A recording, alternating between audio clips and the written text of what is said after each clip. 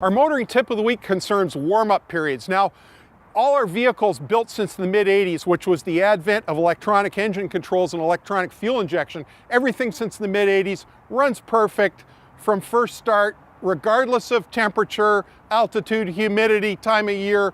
They run perfect all the time. So under a minute is more than enough time for any current modern car. But there are times of the year, from November to April, where you might have to run the car for several minutes to get a little bit of heat into the windshield in order to clear the glass properly so that you can see to drive safely. So that's going to be your limiting factor, certainly from November to April. There's going to be days like that.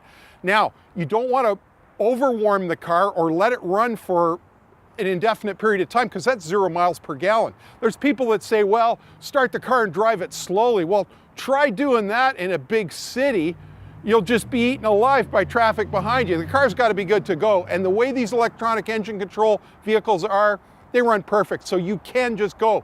Make sure though that when you're using that warm-up period, if you are warming your car up, use that time productively. You can get your snow brush out, clear the whole car.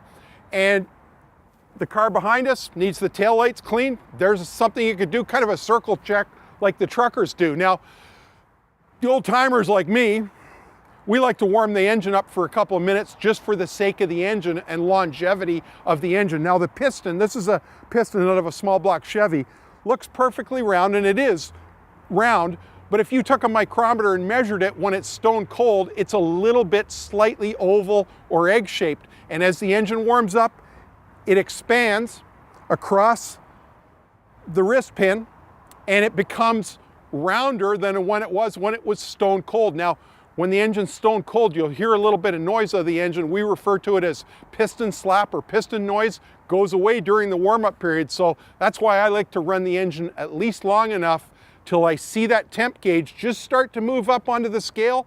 Then I'll drive away. That gets rid of the piston noise, and certainly, as far as I'm concerned, extends the life of the engine.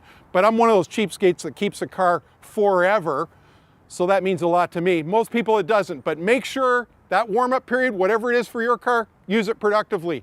That's your motoring tip of the week.